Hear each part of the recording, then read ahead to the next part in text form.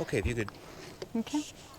say your name and then spell it and give me your date of birth. Okay, my name is Barbara Ann Wozniak, and my birthday is June 4th, 1952.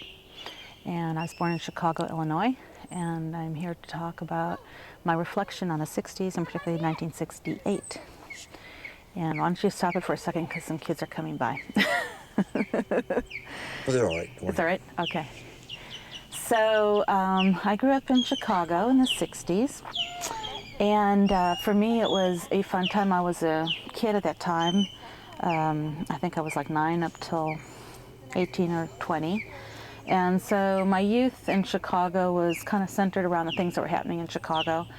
And of course, the Vietnam era. How old And were you in 1968? I was 16 in 1968. And I was in high school. Okay. And that particular summer, I was blessed to be able to go to Great Britain for summer school. Okay. So that was like my highlight. I want to get a certain. I'm going to ask everybody I interview to say, my name is so and so, and in 1968 I was this years old. Okay. And I was in Chicago, Illinois, or Okay, something like that. just like that. Okay. Yeah. So start over if you would. All right. My name is Barbara Ann Wozniak. I grew up in Chicago, Illinois. And in 1968, I was 16 years old, attending a Catholic high school.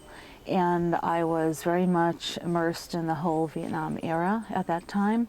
And a lot of things that would happen to people in whatever my neighborhood in the area was a lot of it in relationship to Vietnam.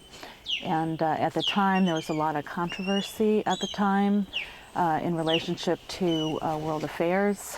I remember there were like Chicago riots and riots in various cities in the country. And there was a lot of turmoil still related to the Black Right movement.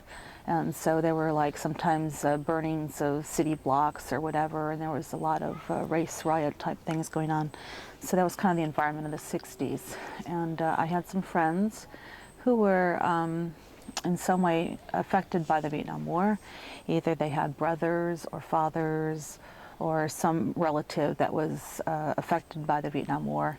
And most of the people at that time were pretty much leery of having any of their loved ones be deported basically to Vietnam. So that was like a big fear for most people. And as it ended up, a lot of people did get maimed or lost legs or limbs or something. So a lot of people were pretty upset, and a lot of people were thinking about going to Canada. And I know a handful of people who were really seriously on the verge of doing that. And as I recall, they were having people who had birthdays, they would select you according to your birthday. So a lot of people, if they were at the bottom of the list, they would breathe a sigh of relief that they didn't have to go. But in that time, everybody had to register, and some people tried to run away from the United States because they didn't want to deal with it. So Did that affect women too? Do women have to register? women did not have to register.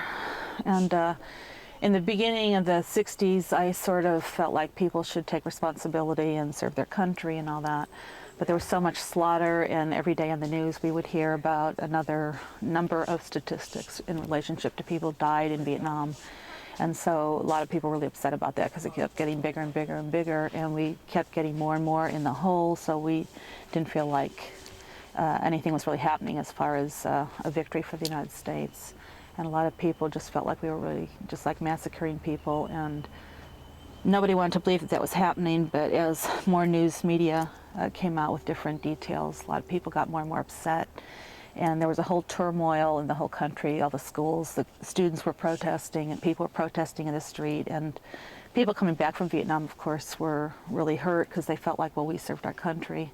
But it wasn't an assault on them. It was an assault on the policy of the government, who was needlessly throwing away countless lives. And that's why people were really upset. And so at the time, everything in the world, people were upset with America because of that policy. And I was in summer school at that time in England, and we also visited France. And I remember when we woke up, we stayed at the left bank for 3 or 4 days. And I remember the first night we stayed there, we woke up and we looked down on the street, and it said in big letters, "Yankee, go home." So I always remember that. I thought, you know, why are they upset with me? I'm not Nixon's daughter. But of course, a lot of people relate a person who's an American to the policy of the government. So that sort of thing was going on. So, but anyway, in general, the music was all in relationship to what was happening with the war. So a lot of students were riled up and were very concerned. And in general, people wanted to, live a life of peace. So that's what was going on at the time. You have to figure there's a phone call right during. Hang on a second.